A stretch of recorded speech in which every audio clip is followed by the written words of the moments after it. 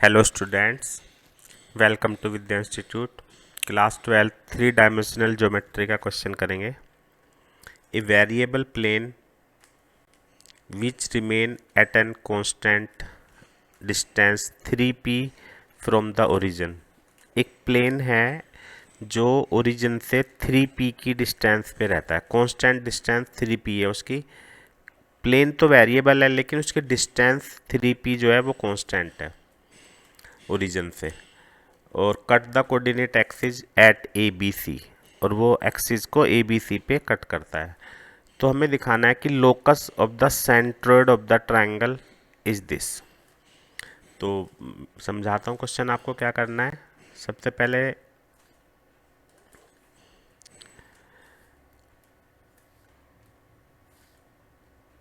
अगर हम प्लेन को ऐसे लें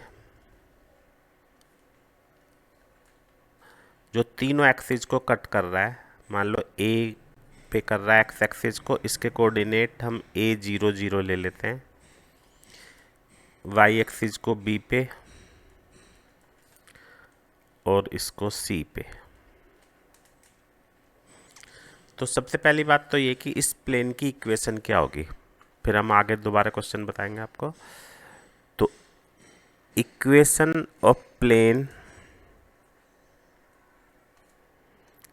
इन इंटरसेप्ट फॉर्म।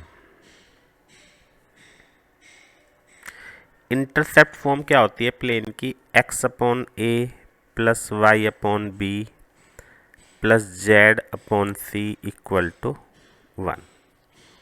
अब क्वेश्चन में क्या गिवन है कि ये जो प्लेन है इसकी ओरिजिन से डिस्टेंस 3p है। इस प्लेन की ओरिजिन से डिस्टेंस 3p। तो डिस्टेंस फ्रॉम ओरिजिन 3p।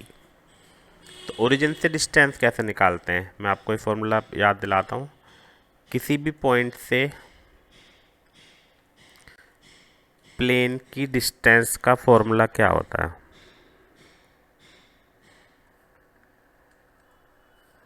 अगर हमें डिस्टेंस निकालनी है तो इसका फॉर्मूला होगा मोड में, ये वाले कोऑर्डिनेट इसमें रख देते हैं इक्वेशन में,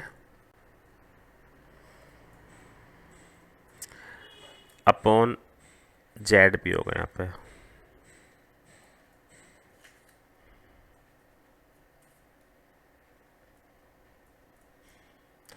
अपॉन अंडर रूट में A square B square C square. तो ये तो थोड़ा सा यहाँ पे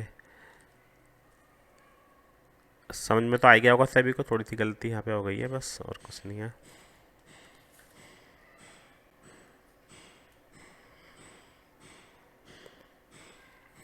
तो ओरिजिन से डिस्टेंस निकालनी है तो हमारा जो पॉइंट हो गया x1 y1 z1 वो ओरिजिन हो गया। तो मोड में x की जगह हम 0 रखेंगे, y की जगह भी 0 और z की जगह भी 0 -1 अपॉन अंडर रूट में A square B square C square equal to 3p। तो 1/3p equal to 1/a square 1/b square 1/c square,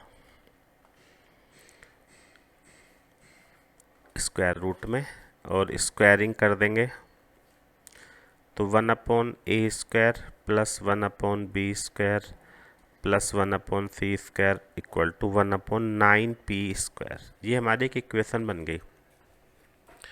अब इस इक्वेशन में आप देखोगे कि ए बी सी की टर्म में इक्वेशन है कि एक्स एक्सिस वाई एक्सिस और जेड एक्सिस को, जहाँ पे ये प्लेन इंटरसेक्ट कर रहा है, लेकिन हमें आंसर लाना है सेंट्रोइड की टर्म में। तो हम क्या करते हैं, लेट कर लेते हैं centroid of triangle A B C के सेंट्रोइड को हम एक्स वाई जेड ले लेते हैं। ठीक है, तो बाय सेंट्रोइड फॉर्मूला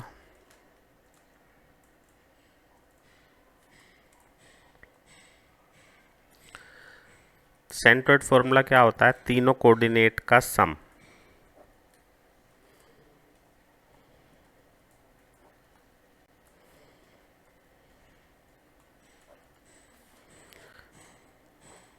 ये किसके इक्वल रख देंगे, एक्स वाई जेड के इक्वल, क्योंकि हमने इसको सेंट्रोइड माना है। तो यहाँ से हमें ए की वैल्यू मिल गई 3x, बी की वैल्यू 3y और सी की वैल्यू 3z। इन वैल्यूज को हम पुट कर देंगे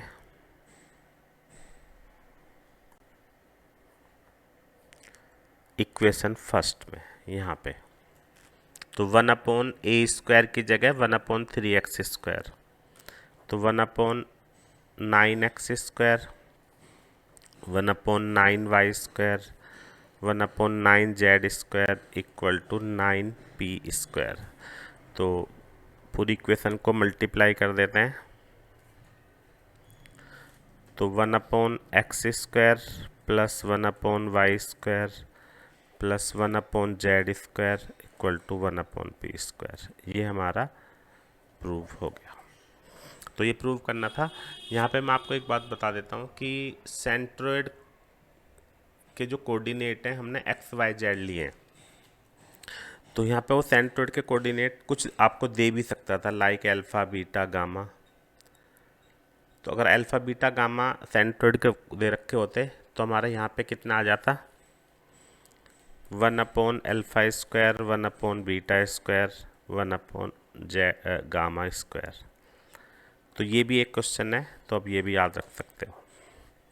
तो उम्मीद है सभी को आ गया होगा समझ में। 3 डायमेंशनल ज्योमेट्री की प्लेलिस्ट स्क्रीन पे नज़र आ रही होगी, उसमें ज़्यादातर बोर्ड एग्जाम के हिसाब से बहुत ही इंपॉर्टेंट क्वेश्चन है, वहाँ से आप देख सकते हैं सारे question. Thank you very much.